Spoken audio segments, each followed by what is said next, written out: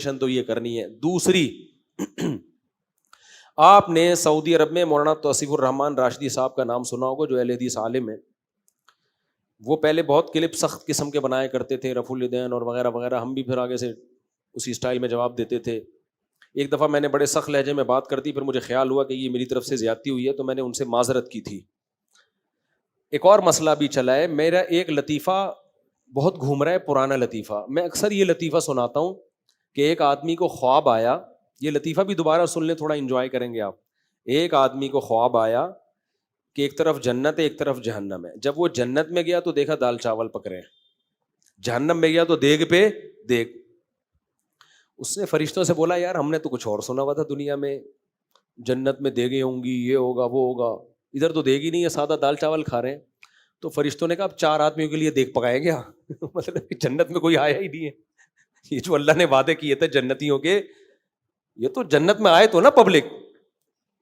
تو میں نے اس پہ یہ تاثر دینے کی کوشش کی تھی یہ لطیفہ سنا کے, کہ کچھ لوگ دین اور مذہب کو ایسا بنا کے پیش کر رہے ہیں, وہ یہ سمجھتے ہیں کہ صرف ہم 4-5 ہی جنت میں جائیں گے, باقی سارے کون ہیں, غلط. جیسے انجینئر علی مرزا کو آپ سنیں تو ایسا لگتا ہے کہ یہی آدمی ہے, باقی تو سارے اب تک گھاس کھاتے رہے ہیں. کیا خیال ہے, باقیوں کو تو پتہ ہی نہیں, سارے مولوی غلط ہیں.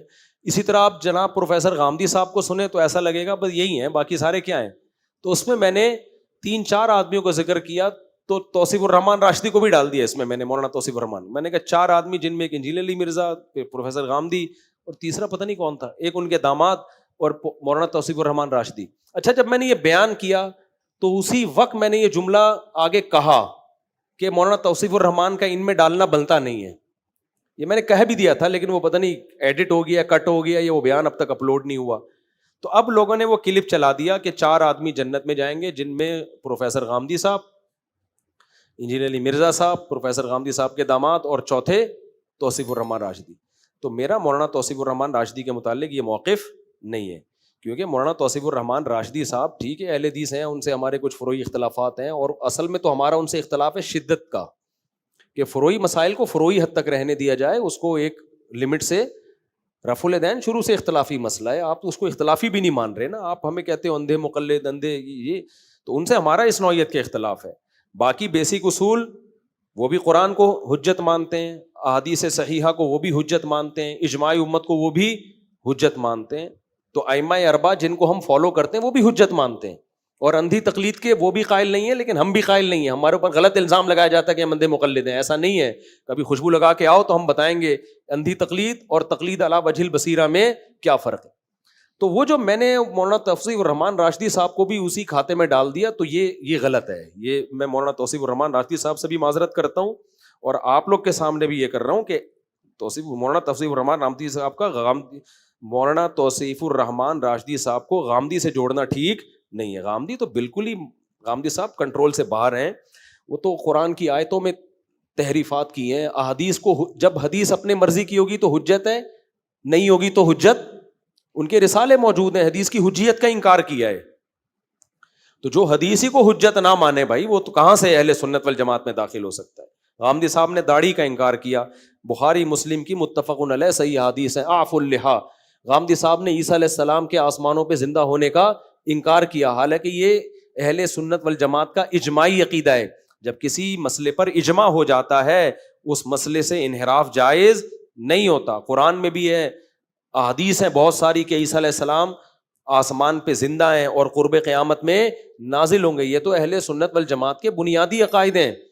تو پروفیسر غامدی صاحب تو بیسک اصولوں سے ہی انحراف کرتے ہیں.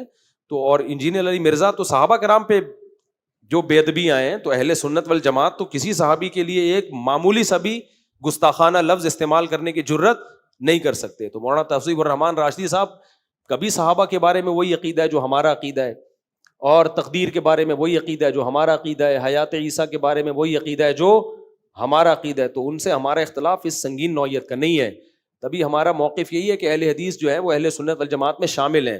ہاں, اہل حدیث کے چند مسائل میں ہیں, میں بہت شدت سے مخالفت کرتا ہوں, اور وہ دلائل کی بیس پہ کرتا ہوں, ہوائی فائرنگ کی بیس پہ نہیں کرتا. جیسے طلاق ثلاث ہے اور ایک اس طرح کے مسائل ہیں, تو اس میں بھی میں یہ اہل حدیث پہ الزام نہیں لگاتا کہ جان کر غلطی کر رہے ہیں. بھائی میں سمجھتا ہوں کہ مجتہدین کے لیول کا, ان کا دین سمجھنے کا لیول نہیں ہے, میری رائے ہے. تو ہم کو رائے کا اظہار کی تو اجازت ہے. بہرحال ابھی جو میں یہ ریکارڈ کروا رہا ہوں یہ مولانا توصیف الرحمان صاحب سے بھی معذرت, کیونکہ بہت سارے لوگوں کو اس سے تکلیف یقیناً ہوئی ہوگی کہ یار تم اختلاف میں اتنا آگے چلے گئے کہ مولانا توصیف الرحمان راشدی صاحب کو تم نے غامدی صاحب کے کھاتے میں ڈال دیا. تو ایسا نہیں ہے بھائی, ٹھیک ہے. تو معذرت کر رہا ہوں میں مولانا توصیف الرحمان راشدی صاحب سے بھی, اور کسی جو بھی, کیونکہ وہ ایک اہل حدیث مسلک کو ریپریزنٹ بھی کرتے ہیں, تو پورے مسلک کے بارے میں گویا میرا یہ رائے جاری ہے کہ میں اہل حدیث کو ان کے, تو غامدی صاحب سے کروڑہا کیا ہزارہا گنا, کروڑہا کیا اربہا ارب گنا اہل حدیث زیادہ اچھے ہیں. کم از کم قرآن و حدیث کو حجت تو مانتے ہیں نا.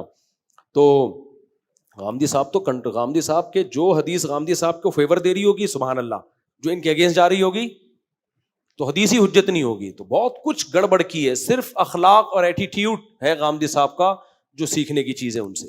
تبھی میں کہتا ہوں غامدی صاحب کے آپ کلپ سنا کریں, تمیز سیکھیں بات کرنے کی, باقی تمیز کے علاوہ کچھ نہیں ملے گا آپ کو, علمی دلائل ولائل نہیں ہے.